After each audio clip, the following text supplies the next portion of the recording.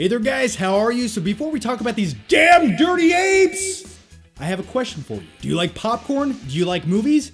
Do you like free stuff? I wanted to let you know about this free to download app called Popcorn Trivia. I've talked about this app a few other times. I use it myself. And if you're like me and you like answering movie trivia questions and getting them right, because getting them right makes you feel better about who you are and what you're doing in life, well, you should definitely check out this app. There's hundreds of movies to pick from. You can play online by yourself, or you can go up against other people who also have the app. Once again, it's completely free to download. You can download it on Android or iOS. I'll put all the links down below. Check it out. War for the Planet of the Apes is the third movie in the new Planet of the Apes franchise. Now, what is this movie all about? Caesar is on a quest for vengeance against the antagonist of the film, Woody Harrelson, who is the leader of an ape kill squad, Alpha and Omega. And when it comes to these new Planet of the Apes films, I would say my favorite one is still the first film with James Franco and young Caesar. Because in many ways, it's almost a serious take on the children's book, Curious George. If you would have put a yellow hat on James Franco in that movie, it could have been a very realistic, gritty version of Curious George. But in all seriousness, when it comes to that first film, that emotional connection between James Franco's character and young Caesar is what sold me on that movie. Now let's first talk about the title of this film, War for the Planet of the Apes. This isn't really a war film per se. Now the movie does have war in the title, and some of the trailers do make it look like this big epic war film, but it's really not that. Now from a psychological standpoint, you could make the argument that there's an internal war going on with characters and their emotions in their own heads, but from a technical standpoint, there is no war in this movie. Well, there's like a 5-minute battle scene. After watching the movie, I think the more appropriate title would have been something along the lines of The Shawshank Ape Redemption. Or you could call it The Shaw Ape Redemption. I don't know. It's 5 o'clock in the morning. I'm all out of Red Bull. Please bear with me and my shitty jokes. Because half of this movie is almost more of a prison movie than it is a war movie. At times, it feels like a POW movie. And I really enjoyed that aspect of this film because I love a good prison movie. Shawshank Redemption is probably my top 5 movies of all time. My name is Morgan Freeman. You either get busy living or you get busy dying. Huh? It's not very good. Let's continue on. Now let's talk about Woody Harrelson, who plays the main villain of this film, and he's the leader of this elite killing ape squad called Alpha and Omega. I'm a huge fan of Woody Harrelson. I think he's a very charismatic actor, and he brings a screen presence to each character he plays. And by the way, on a quick side note, has anyone ever seen the movie Kingpin? It's a comedy movie about bowling. It's really good. I love it. Not enough people talk about this movie. He has a hook for a hand. Just watch it sometime. And his character in this film wants to eliminate all of the apes.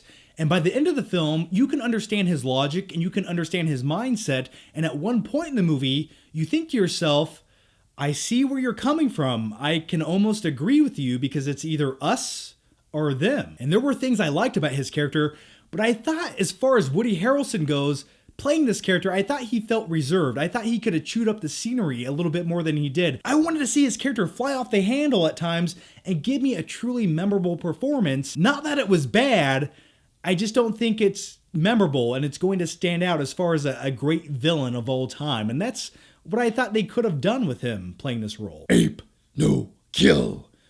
I don't sound like Caesar, I sound like Dr. Claw from Inspector Gadget. As far as the character of Caesar goes, played by the master of motion capture, Andy Serkis, and once again, much like all the other Planet of the Apes films in this new franchise, Caesar is the best thing about these films, and in this film, he has an internal struggle that he's dealing with from the last movie. And this might be a weird observation, but in this film, once again, this is a very prison-themed film during the second half. Caesar's character in this film reminded me of Robert Redford's character in the film The Last Castle. Yeah, they're both stuck in prison, they have leadership qualities, and in both movies they even build a wall. And there's also a new character in this film that really stood out for me, and his character's name is Bad Ape. And when you first see this character show up in this movie, you don't know what to expect. I thought it was going to go a very dark and creepy route, but it turns out that this character is more so the comedic relief of the film. But the biggest surprise about the character of Bad Ape was who played him, and I didn't learn this until after watching the movie, but he's actually played by Steve Zahn. I did not expect that. I haven't seen Steve Zahn in a movie in like 10 years, so but he did a good job. Now let's talk about the overall tone of this movie. It's very bleak, it's very depressing, and in many ways, this is a blockbuster summer movie, but it's also a very smart summer blockbuster movie. It's a thinking movie at times. It's not just bloated with explosions and action sequences.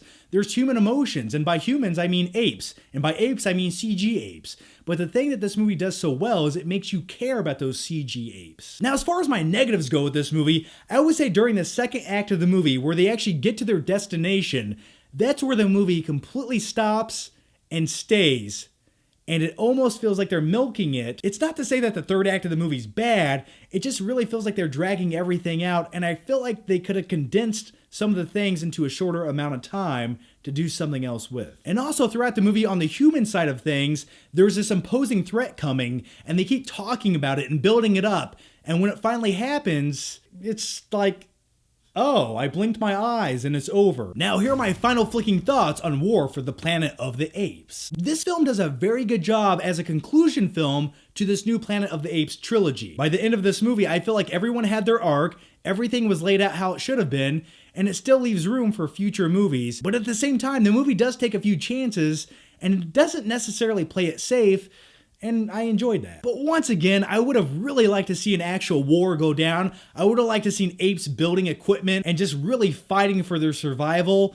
That would have been pretty awesome to watch. I would have liked to seen like 20 minutes of that go down in this movie. So I'm going to give War for the Planet of the Apes, a B+. Overall, I really enjoyed this film. I just wanted a little bit more, but I thought Matt Reeves did a phenomenal job of directing this film. Once again, you do care about these CG ape characters. And speaking of director Matt Reeves, I can't wait to see what he does with the upcoming Batman film, because after watching a film like this where it feels like it has substance and action, I can only hope that he interjects that into the upcoming Ben Affleck Batman movie. All right, that's my take on this movie. Now here's my question for you guys, and let me know down below, what do you guys think about this movie? Or what is your favorite movie featuring a main character that's an animal? A talking animal. As always, guys, thanks for watching. Make sure you subscribe by clicking that button down below, and definitely check out my last video where I reviewed the movie Dunkirk.